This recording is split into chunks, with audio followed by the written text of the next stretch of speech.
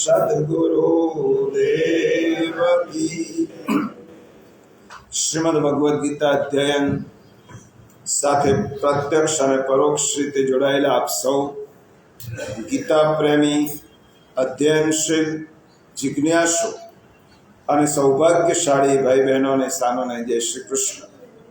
આપના હૃદયમાં બિરાજમાન પરમ કૃપાળુ પરમાત્માને વંદન કરી આપણે ગીતા ગાયક પ્રભુ શ્રી કૃષ્ણ અને ગીતા માતાના ચરણોમાં કોટી કોટી વંદન કરી આજના વિશેષ ઉત્સવનો પ્રારંભ કરીએ.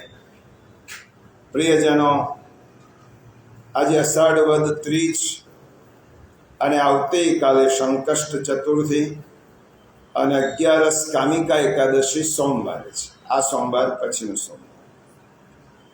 આપણે આજે જગતગુરુ શ્રી કૃષ્ણના પૂજન માટે અને અર્જુનજીએ જે સ્તુતિ કરી પ્રભુની, એ સ્તુતિ દ્વારા શ્રી કૃષ્ણને પ્રણિપાત અને વંદન કરવા માટે ગુરુ પૂર્ણિમાના ઉપક્રમે એકત્રિત થયા છીએ. ગુરુ ભક્તિ અને ગુરુ પરંપરા એ આપણી વિચારધારાનું એક મહાન કાવ્ય છે. ભારતીય વિચારધારા સિવાય કોઈ પણ દેશમાં આવો એક સ્વતંત્ર દિવસ ફાળવવામાં આવ્યો નથી કે જે દિવસે મારા ઉપર જેમનું ઋણ છે, જેમને મને અધ્યાત્મનું પથદર્શન કર્યું છે, તેવા ગુરુના ચરણારવિંદમાં વંદન કરવું એટલે ગુરુ પ્રણામ કરવા. આપણા પુણ્યનો પરિપાક થાય. ગુરુ ક્યારે મળે? આપણા પુણ્યનો પરિપાક થાય અને મનુષ્ય જન્મ મળ્યા પછી મનુષ્યને એમ થાય કે મારે મનુષ્યત્વની અને પ્રભુને પામવાની સાધના કરવી છે. પરમેશ્વરને પીછાણવાની તાલાવેલી થાય.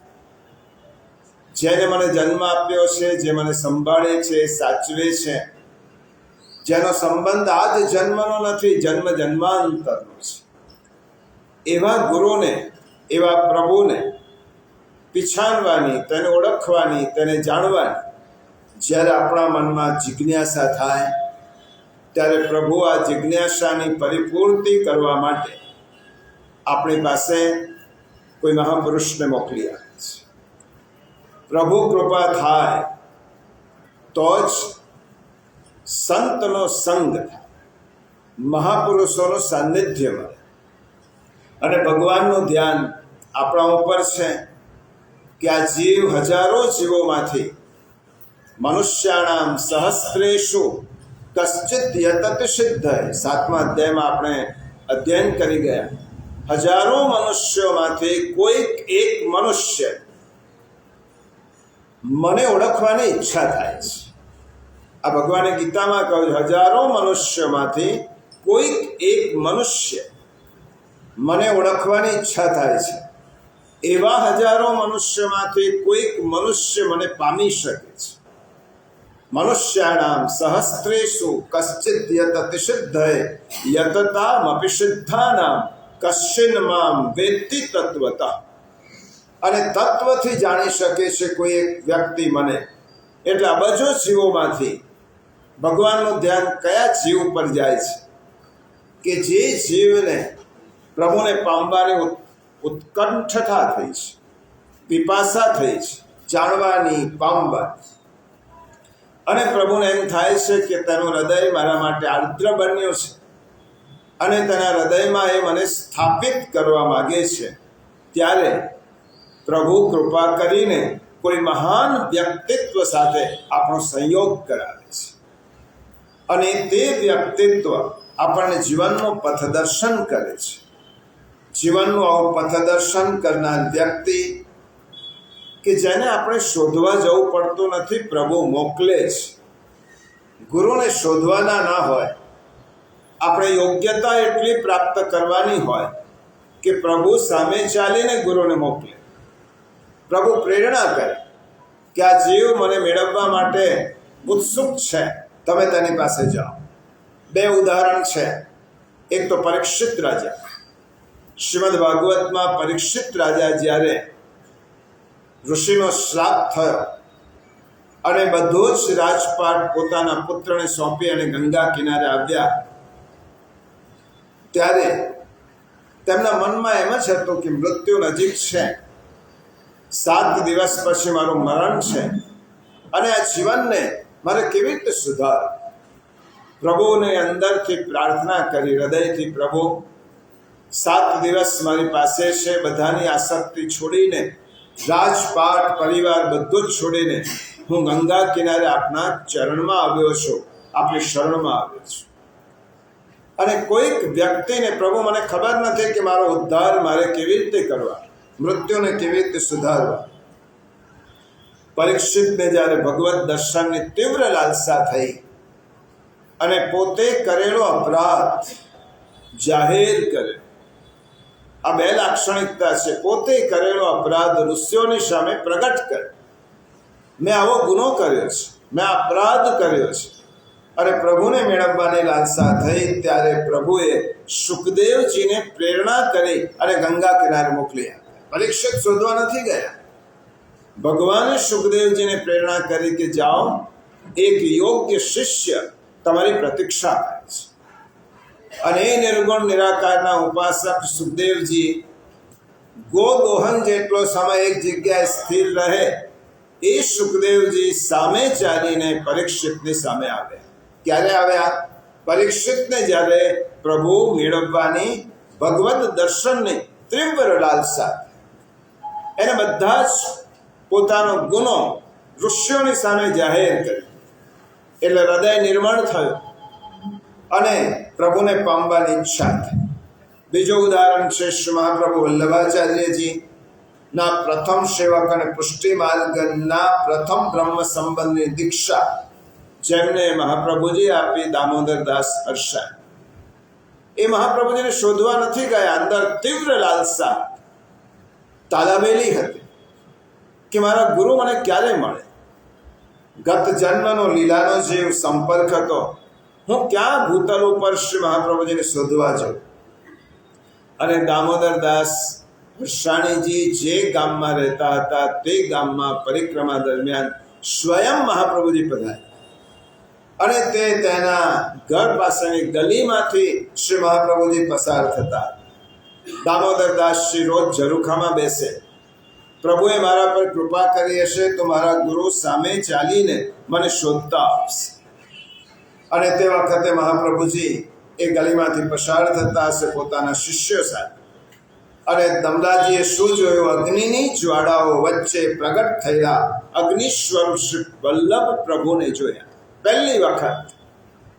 અને દામોદરદાસજી જેની પ્રતીક્ષા કરતા હતા ઝરૂખામાં બેઠા અને ત્યાંથી છલાંગ મારી નીચે કૂદ્યા, રાજમાર્ગ પર પડતો મૂકી અને દોડતા દોડતા શ્રી મહાપ્રભુજીના ચરણારવિંદ પકડી લીધા.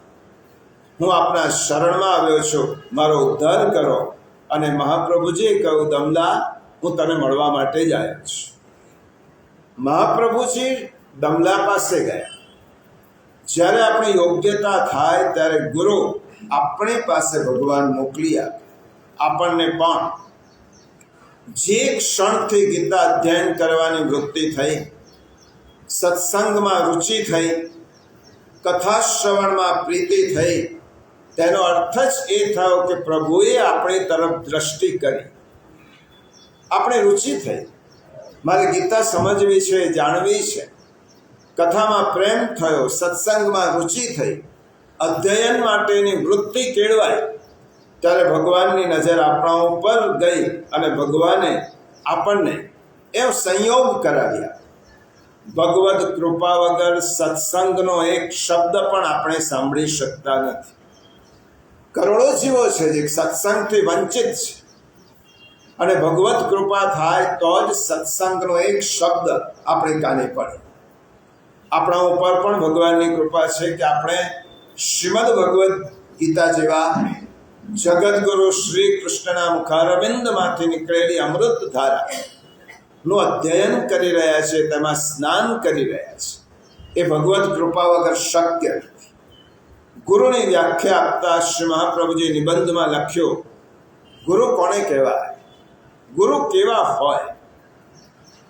એમને લખ્યું કે કૃષ્ણ સેવા પરમ વિક્ષ્ય દંભાદિ રહિતમ નરમ શ્રી ભાગવત તત્વજ્ઞમ ભજેત જિજ્ઞાસુ આદરા. મહાપ્રભુજી આજ્ઞા કરે કે કેવું વ્યક્તિત્વ, કૃષ્ણ સેવા પરમ વિક્ષ્ય, જે પોતાની પૂજા ના કરાય, કૃષ્ણની પૂજા કરાય, જે પોતાના ચરણારવિંદમાં શિષ્યને ન કહે કે મારા ચરણારવિંદમાં, તો કૃષ્ણના ચરણમાં જા, શ્રી કૃષ્ણના ચરણમાં જા. કૃષ્ણ સેવા પરમ વિક્ષ્ય, જેના જીવનમાં કૃષ્ણ ભક્તિ સાકાર થાય છે, સાકાર થઈ રહી છે, પોતે કૃષ્ણની સેવા કરે. અને દંભાદિ રહિતમ નરમ, મનમાં દંભ ન હોય, એ જેવા હોય તેવા દુનિયાને દેખાય. દંભ ન હોય, કપટ ન હોય, એવું કોઈ મનમાં ન હોય. એટલા માટે પારદર્શક વ્યક્તિત્વ, જેનું અંદર છે બહાર દેખાય, પારદર્શક વ્યક્તિત્વ હોય, કૃષ્ણ સેવામાં રત હોય. અને ભાગવત તત્વજ્ઞમ, ભાગવતના તત્વને જાણે. ભાગવતનું તત્વ એટલે શું? શ્રી કૃષ્ણ, એ ભાગવતનું તત્વ છે. તો શ્રી ભાગવત તત્વજ્ઞમ, જે શ્રીમદ ભાગવતના તત્વને જાણતો હોય, કૃષ્ણને જાણતો હોય, તેના પ્રત્યે શ્રદ્ધા હોય, કૃષ્ણ પ્રત્યે અનન્ય પ્રીતિ અને અતૂટ શ્રદ્ધા, એવી વ્યક્તિ એ ગુરુ જ કહેવાય. આવી વ્યક્તિને ગુરુ કહી શકાય. આમ ગુરુ શોધવાના હોતા નથી. આપણને યોગ્યતા જોઈને પ્રભુ આપણી પાસે ગુરુ મોકલી આપે છે. એટલા માટે પહેલા યોગ્યતા પ્રાપ્ત કરો અને પછી ઈચ્છા. આપણે ઈચ્છા રાખીએ છીએ પણ આપણે યોગ્યતા મેળવતા નથી. એટલા માટે યોગ્યતા ફર્સ્ટ, ડિઝર્વ ધેન ડિઝાયર. તમે પહેલા પરિપક્વ થાઓ, યોગ્ય થાઓ, પછી ઈચ્છા. ગુરુ શું કરે છે? ગુરુ સામાન્ય વિદ્યા આપે, એટલું જ નહીં, વિદ્યાઓમાં શ્રેષ્ઠ વિદ્યા જે આપે તેનું નામ ગુરુ, સદગુરુ. શ્રેષ્ઠ વિદ્યા આપે તેનું નામ સદગુરુ. અને શ્રેષ્ઠ વિદ્યા કઈ? 10મા અધ્યાયમાં ભગવાન કહેવાના છે, અધ્યાત્મ વિદ્યા વિદ્યાયામ. અધ્યાત્મ વિદ્યા એ જ શ્રેષ્ઠ છે. એ બધી જ વિદ્યાઓની સર્વોપરી છે, શિરમોર છે. અધ્યાત્મ વિદ્યાનો અર્થ શું થયો? પોતાને જાણવા, જગતને જાણવું અને જગદીશને જાણવું.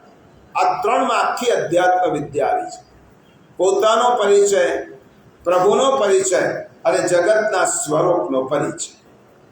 આ અધ્યાત્મ વિદ્યા જે આપે એને ગુરુ કહેવાય, એને સદગુરુ કહેવાય. હવે આપણને અધ્યાત્મ વિદ્યા પ્રાપ્ત થઈ છે, તેની પ્રતીતિ કઈ? એની 5 લાક્ષણિકતાઓ છે. આજે વિવરણનો દિવસ નથી, આજે થોડું વહેલું પૂરું કરીને આપણે ઠાકોરજીનું પૂજન કરવાનું છે.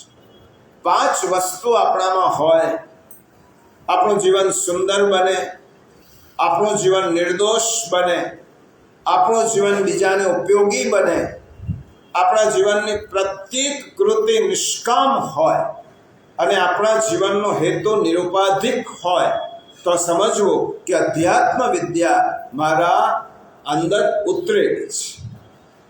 આ 5 વસ્તુઓ, આવી અધ્યાત્મ વિદ્યાનો ઉપદેશ કુરુક્ષેત્રના મેદાનમાં સ્વયં શ્રી કૃષ્ણ પ્રભુએ માનવ સ્વરૂપ ધારણ કરીને અર્જુનને નિમિત્ત બનાવી અને આપણને બધાને કર્યો છે. માટે કૃષ્ણમ વંદે જગદગુરુ. માટે કૃષ્ણ જગદગુરુ છે. શ્રીમદ ભગવદ્ ગીતામાં કૃષ્ણની ભૂમિકા કઈ છે? જગદગુરુની છે. ભગવાનની ભૂમિકા જ જગદગુરુની છે. અને આ ઉપમા કોઈએ નથી આપી. આ ઉપમા ગુરુનામ ગુરુ વેદવ્યાસજી આપી છે. ગુરુઓના પણ ગુરુ છે. નમોસ્તુતે વ્યાસ વિશાલ બુદ્ધે. એમને એમ કહ્યો કૃષ્ણમ વંદે જગદગુરુ. અને આપણે હમણાં સ્તુતિ બોલ્યા. અર્જુન પ્રભુથી એટલો બધો પ્રભાવિત થયો, હમણાં સુધી સખા સમજતો હતો, સારથી સમજતો હતો, ગુરુ સમજતો હતો, પરંતુ 11મા અધ્યાયમાં અર્જુને જ્યારે વિશ્વરૂપ દર્શન કર્યું ભગવાન, અર્જુનની દ્રષ્ટિ બદલાઈ ગઈ, એનું હૃદય વલોવાયું. હું જેને મારો સખા સમજુ છું એ કોણ છે? આજે મને આ વિશ્વરૂપ દર્શન જોયા પછી ખબર પડી, પ્રભુ તમે મારા સખા જ નથી, એ તો તમારું એક નાટક છે મારા મિત્ર થવા. તો તમે કોણ છો? આપણે સ્તુતિમાં બોલ્યા, પિતા શિલોકસ્ય ચરાચરસ્ય ત્વમસ્ય પૂજ્યસ્ય ગુરુર્ગરીયાન ન ત્વત્સમોસ્ત્યભ્યધિક કુતોન્યો લોકત્રયેપ્ય પ્રતિમ પ્રભાવ. આપણે એનો અનુવાદ જોઈ જોઈએ એટલે કૃષ્ણ પ્રત્યેનું આપણને એ ખબર પડશે. પાન નંબર 180 ઉપર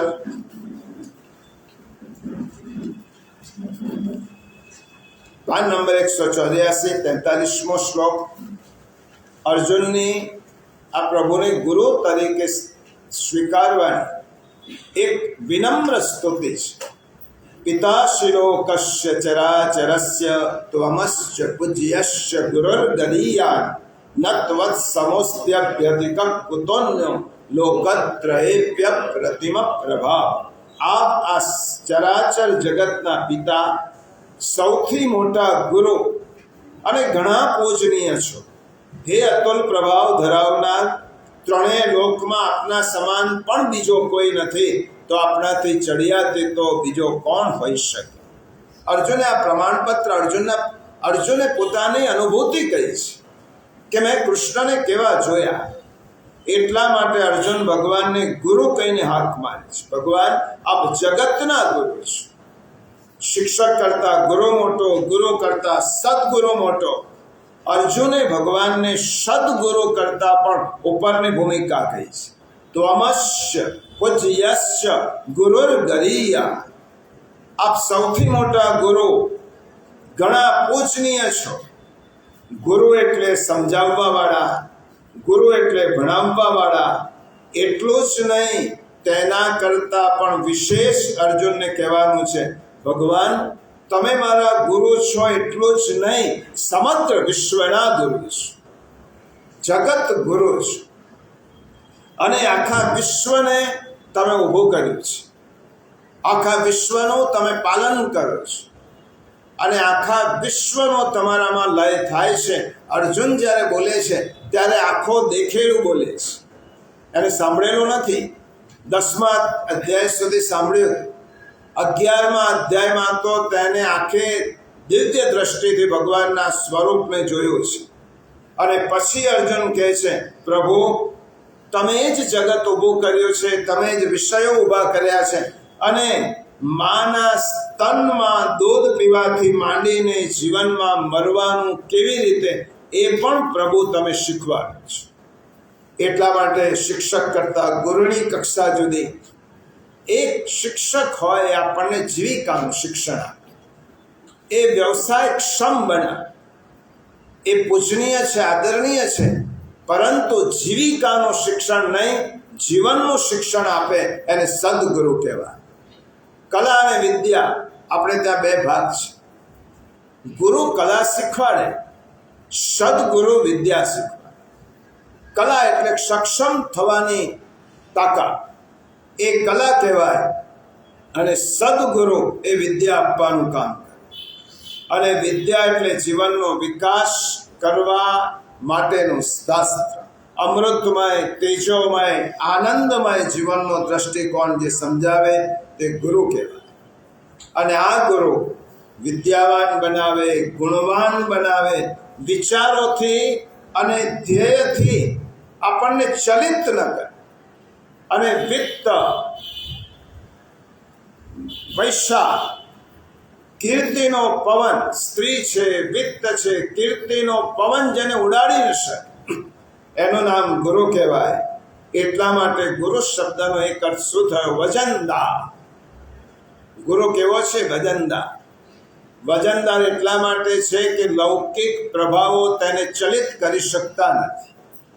જેને વિત્તનો મોહ નથી, જેને પરસ્ત્રીનું આકર્ષણ નથી અને જેને કીર્તિ તેના સ્થાન પરથી તેને ચલિત કરી શકતી નથી, એટલા માટે ગુરુ એ વજનદાર છે અને તે ગુરુ કહેવાય. એટલા માટે આપણે ભગવાનને કહીએ છીએ, મહાપુરુષને ભગવાનને કહીએ છીએ, ભગવાનના દરબારમાં પ્રભુ સદગુરુને આપે મોકલ્યા છે. સદગુરુના આશીર્વાદ મને આપના દ્વારા મળ્યા છે અને સદગુરુએ મારા મસ્તક પર હાથ મૂકીને કહ્યું છે કે જા તો પ્રભુની પ્રાપ્તિ કરીશ. તો સદગુરુના આશીર્વાદ ભગવાન તમે પણ નિષ્ફળ બનાવી શકતા નથી. એટલા માટે ગુરુનું શરણ લેવું જોઈએ. 13મા અધ્યાયમાં ભગવાન કહે છે આચાર્યોપાસનમ શૌચ. 4થા અધ્યાયમાં કહ્યું તદ વિદ્ધિ પ્રણિપાતેન પરિપ્રશ્નેન સેવયા. તમે સદગુરુ પાસે, મહાપુરુષ પાસે તદ વિદ્ધિ પ્રણિપાતેન નમ્રતાથી જાઓ, જિજ્ઞાસાથી જાઓ અને તેમને પ્રણિપાત કરો તો સદગુરુ એ પ્રભુની પાસે લઈ જશે. માટે સદગુરુ જ્ઞાન આપે, ગુણવાન બનાવે. પ્રથમ ગુરુ, પછી સદગુરુ. અર્જુનને આનાથી સંતોષ નથી થતો. પ્રભુ આ પૂજ્ય ગુરુ છે, સદગુરુ કરતા પણ ઉપર છે. આપ પૂજનીય ગુરુ છો. તમારું રૂપ જોયા પછી મને એમ લાગે, એવું થાય છે કે પ્રભુ તમને ગુરુ કહું, સદગુરુ કહું કે પૂજ્ય ગુરુ. એટલા માટે અર્જુને શબ્દ વાપર્યો છે તો વમસ્ય પૂજ્યસ્ય ગુરુર ગરીયા.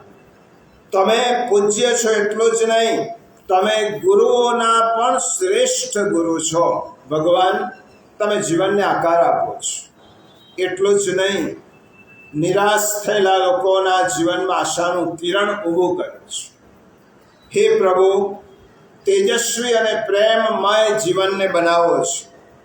અને એટલા માટે અર્જુનની મૂંઝવણ છે, પ્રભુ તમને કયા નામથી સંબોધન કરું, કયું વિશેષણ વાપરું? બધા જ વિશેષણો ઓછા પડે છે. એટલા માટે અર્જુને શબ્દ વાપર્યો ગુરુર ગરીયા. તમે સમગ્ર ગુરુઓના પણ ગુરુ છો, શ્રેષ્ઠ છો, પૂજનીય છો. જગત ગુરુ રૂપે શ્રી કૃષ્ણ આપણને 4-5 વાતો કહે છે. પહેલી વાત આશ્વાસન આપે છે. આખી ગીતામાં 5 વાતો છે. બીજી વાત આશાવાન બનાવે છે. ત્રીજી વાત આજ્ઞા કરે છે. ચોથી વાત આત્મીયતાથી આપણું જીવન ભરી દે છે. અને 5મી વાત આપણા જીવનને યોગ્ય આકાર આપે છે. આજે વિશેષ બોલવાનું નથી. આજે તો શ્રી કૃષ્ણ પ્રભુ જગતગુરુને વંદન જ કરવાના છે. ગીતામાં ભગવાને આપણને કેવી રીતે આશ્વાસન આપ્યું છે, સેમ્પલ બતાવી દઉં. આખી ગીતા આની જ છે. આશ્વાસન પ્રભુએ શું આપ્યું? નમે ભક્ત પ્રણશ્યતિ. મારા ભક્તનો ક્યારેય વિનાશ થતો નથી. આના કરતાં મોટું આશ્વાસન શું હોય? નત્વમ શોચિતુમર હસી. હે અર્જુન, આપણને કહ્યું તારે ચિંતા કરવા જેવું કશું જ નથી, શોક ન કર, હું તારી સાથે છું. નત્વમ શોચિતુમર હસી. ત્રીજું આશ્વાસન આપ્યું તેષામહં સમુદ્ધરતા મૃત્યુ સંસાર સાગર. તો આ ભવસાગરમાં મેં તને ડૂબવા માટે મોકલ્યો નથી, તને તારવા માટે મોકલ્યો છે. અને તું ભવસાગરમાં મારા ભરોસે ડૂબકી મારીશ અને મને મળવા આવીશ તો તેષામહં સમુદ્ધરતા, હું તારો ઉદ્ધાર કરવા માટે ઉભેલો છું. આવું આશ્વાસન ક્યાં મળે? ભગવાને બીજું આશ્વાસન આપ્યું અપિચેત સુદુરાચારો ભજતે મામ અનન્ય ભાવ. આપણા મનમાં કેટલીક ગ્રંથિ હોય કે હું અપરાધી છું, પાપી છું, આટલા ગુનાઓ કર્યા છે, મેં આટલા દોષો છે મારામાં, પ્રભુ મારો સ્વીકાર કેવી રીતે કરશો? ત્યારે ભગવાને કહ્યું અપિચેત સુદુરાચારો. તું ગમે તેટલો દુરાચારી હોઈશ તો પણ એક વખત તું મારી શરણમાં આવ, તને તારા બધા જ પાપોને ધોવા માટે હું સમર્થ છું. અનન્યા ચિંતયંતો માં યે જના પર્યુપાસતે તેષામ નિત્યાભિયુક્તાનામ યોગક્ષેમં વહામ્યહમ. તો અનન્ય ચિત્તથી મારું ભજન કર, મારી પાસે આવ, તારી આજીવિકાની ચિંતા હું કરું છું. ભગવાને આશાવાન જીવન બનાવ્યું. જીવન રડવા માટે નથી, જીવન ડરવા માટે નથી, જીવન તો જીવવા માટે છે. કારણ કે સુહૃદ સર્વભૂતાના. રડે છે શા માટે? હું તારો મિત્ર છું. હવે જે સદગુણ આવે છે આપણા 9મા અધ્યાયમાં, સુહૃદ આવે છે, શરણમ સુહૃદ, એનો વિચાર આપણે આવતા રવિવારે કરવાનો છે. ભગવાન આજ્ઞા પણ કરે છે ગીતા, તસ્માદ ઉત્તિષ્ઠ ભારત કૌંતે. હે અર્જુન, ઉભો થા, તારા કર્તવ્ય માર્ગ ઉપર આગળ વધ. ભગવાન આજ્ઞા આપતા કહે છે તસ્માત યોગી ભવા અર્જુન.